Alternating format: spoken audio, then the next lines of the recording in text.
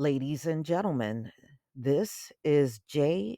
Alexander King and Tu Tao, and they both entered guilty pleas in court for manslaughter.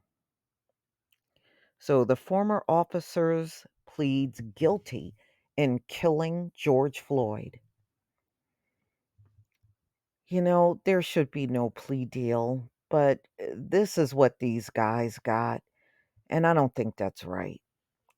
Under certain circumstances, they should not be able to plead deal in any way, shape, or form, but they can in America because of this lousy behind system they got set up here. I'm going to go ahead and play this audio from the Wall Street Journal.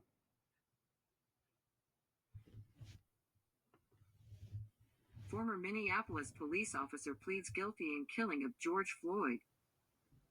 After plea deal by J. Alexander Kund, Tao agrees the bench trial as jury trial was set to begin. By Joe Barrett. October 24, 2022, 12:24 p.m. Eastern Time. A former Minneapolis police officer pleaded guilty Monday to state charges in the murder of George Floyd, which sparked a summer of racial unrest across the U.S. in 2020. J. Alexander Kung, a rookie officer on the day of Mr. Floyd's arrest and murder in May 2020, pleaded guilty to aiding and abetting second-degree manslaughter, according to a spokesman for Minnesota Attorney General Keith Ellison, whose office is prosecuting the case. In exchange, the state agreed to drop the higher charge of aiding and abetting second-degree murder. The plea deal came as Mr. Kung and another officer, Tao, a veteran officer at the time of the arrest, were about to begin jury selection for their trial for the state charges. Along with Mr. Kung's guilty plea, Mr. Tao and prosecutors agreed to what is called a stipulated bench trial, in which the state and Mr. Tao will submit agreed-upon evidence to Judge Peter Cahill on the charge of aiding and abetting second-degree manslaughter, the Attorney General's office said in a press release.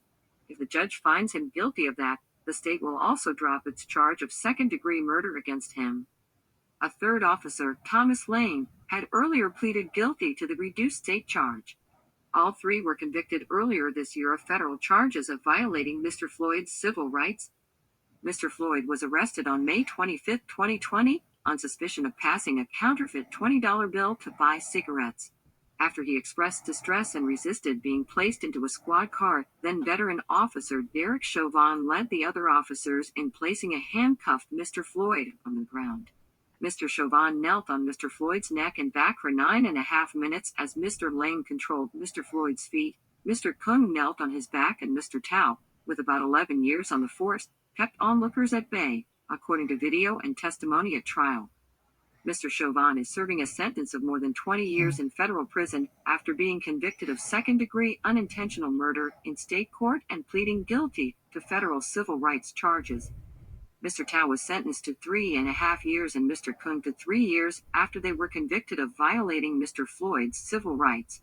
Mr. Lane is now serving a 2.5-year sentence in federal prison after being convicted earlier this year of violating Mr. Floyd's civil rights. His 3-year state sentence will run concurrently. In Mr. Kung's deal with state prosecutors, the state is withdrawing its request for a stiffer sentence based on aggravating factors, the Attorney General's spokesman said. The state and Mr. Kung's side also jointly recommended to the judge a sentence of 42 months to be served concurrently with his federal sentence. Mr. Tao and the state have agreed to similar terms if he is found guilty of aiding and abetting second-degree manslaughter. Write to Joe Barrett at joseph.barrett@w. So, as you heard, there are plea deals on the table for these two, just like Thomas Lane. And if you remember, Thomas Lane had a hot mic moment. He really didn't feel he should have faced any punishment. He was hot. I mean, come on, man. You got the easiest sentence for murdering someone. You aided and abetting in a murder, and you're complaining about 2.5 years? I mean, it's ridiculous. And it just goes to show you how America think a black man's life that was lynched out in public is not even worth anything. These guys are really getting the easiest sentence you could possibly give them. You know, they had ample time to get Derek Chauvin off of George Floyd. I mean, look, you outnumbered him. It was three of you that could have gotten Derek Chauvin off of George Floyd, and y'all chose not to do it. I don't think there should have been a plea deal just for that alone. They were in a position where they could have grabbed Derek Chauvin, and the three of them could have dealt with him if they really wanted to. But instead of doing that, Tutal got on that sidewalk to keep the civilians back, and J. Alexander King and Thomas Lane just continued to hold George Floyd down as Derek Chauvin lynched him out on those streets.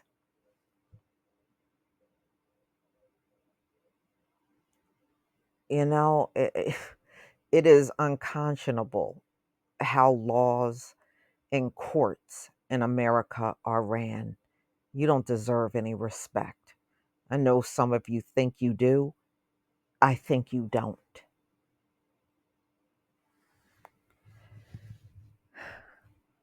Another travesty of justice, allowing murderers and people that aided and abetted in murder to plead their way out of an easy, just so they can get an easy jail sentence. Don't even care about the victim. Care about the murderers and the aiders and the abettors of a murder. Care more about them than the victim that died. What lesson is learned in giving somebody 3.5 years? None. This is a load of BS. But y'all, please tell me what you think about this video. Please leave your comment and subscribe. Don't forget to hit on the notification bell, and I'll see you on the next video. Peace, family.